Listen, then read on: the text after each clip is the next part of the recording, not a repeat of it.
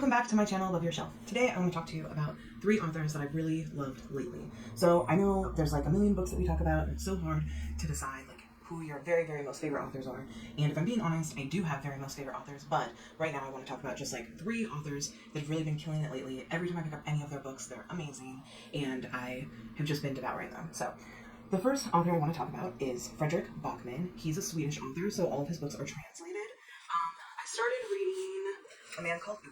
That was my first book that I read by him, and it is about a gentleman who is widowed and suicidal, and how neighbors and people in general can change your life without meaning to and provide meaning where you least expect it.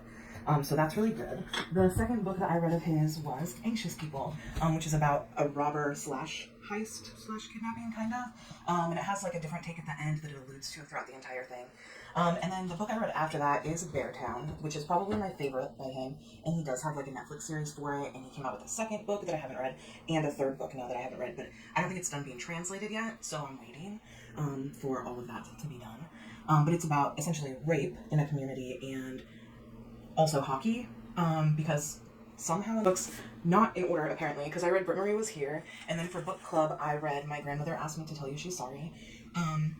And My Grandmother Asked Me to Tell You She's Sorry is the first book, and Britt Marie, which is the character in Britt Marie Was Here, is in it, but it's like before. So she's still with her husband, and then in Britt Marie Was Here, she gets divorced from her husband, and she's trying to find herself. So My Grandmother Asked Me to Tell You I'm Sorry is about a grandmother who passed away, and she tells fairy tales to her 7-year-old granddaughter all the time, and her granddaughter, after she passes, goes on like a night quest, one last time for her grandmother, and ends up learning a lot about her grandma she didn't know before, and it's really heartwarming.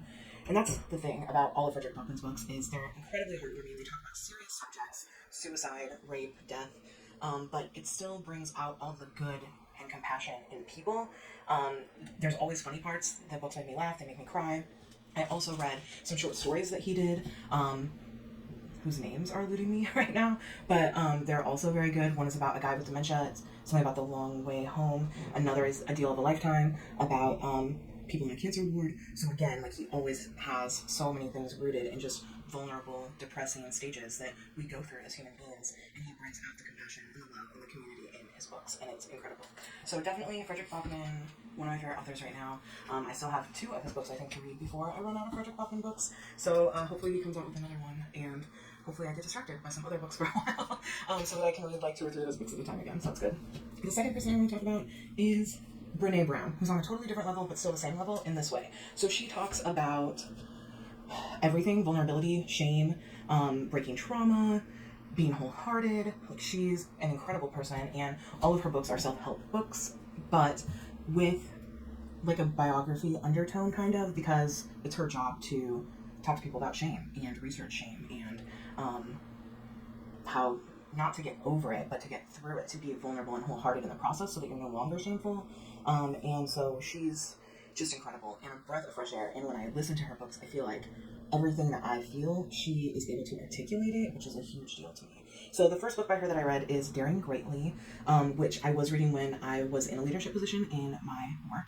So I actually read it, like, not for work, but my work had it available to read. So I read that, and it's really incredible. And then I read Braving the Wilderness, which is also incredible. It's about like being your true self, and braving stands for something. Like, she has acronyms for each of them. For Braving the Wilderness, and I'm not going to tell you all of them because I want you to read the book, but I will tell you V for Vault, because I think about it all the time now, which is like, just because someone tells you something doesn't mean they want you to tell other people, so you should keep it in a vault of trust, and make sure that you're not gossiping or telling other people's secrets, which I think is a really just incredible idea, and it's easy to remember, and it's really gotten me to think about things that I say to people, but also things people say to me about people that they shouldn't be saying, you know what I mean? So that's really incredible. And then the last one that I've read from her is The Gifts of Imperfection, which is also incredible. Like, it totally made me laugh and cry. She talks about like, essentially how each of us have gifts, and we need to follow our heart instead of like giving in. Like, this is the path that these people want me to take. You need to be true to whatever it is you want to do. And she uses an example about how, like, she loves God, but she cusses a lot. And I think that's hilarious, because that's a thing that a lot of people do, and that's part of being true to yourself, is knowing what you do like and what you do believe in and what you love, but like also just being a human and saying fuck if you want to say fuck. So Yeah, that's pretty exciting. And she also talks about how like one time she went to do a speech and she dressed up in this like business attire and she was like, "No, this isn't who I am." So she went and changed into clogs and she's like, "This is who I am." So it's really cool because she's like, "I can't stand in front of people and tell them to be their wholehearted selves if I'm not being my wholehearted self." So it's really kind of a gut check for me. Like, am I being my wholehearted self? What do I want to be doing? What do I not want to be doing? Is this a fuck yeah? If it's not, it's a no. You know what I mean? So there's stuff like that. And she just wrote Atlas of the Heart. She didn't just write it; it came out like a year ago. And she also does audibles for it herself. And I listen to books and I also read books, so it goes back and forth. Sometimes I do both at the same time. Like if I'm really into a book, I'll get it on Audible so that I can listen to it when I can't read. But I will I'll open the book and read when I have the opportunity to do that. So I heard that her Atlas of the Heart is really amazing because she does it herself and she like describes the like photos and stuff that she has or pictures that she has throughout the book, which is really cool. And I'm excited to do that. Definitely on my list of what I want to read soon. The third person is going to be Marissa Meyer. She wrote the Renegade trilogy, which I read this year because my brother suggested it to me, and it's incredible. It's about a bunch of superheroes, but they're not normal superheroes. Like one has the ability to like turn herself into a bunch of monarch butterflies, and another sketches things, and then those things come to life.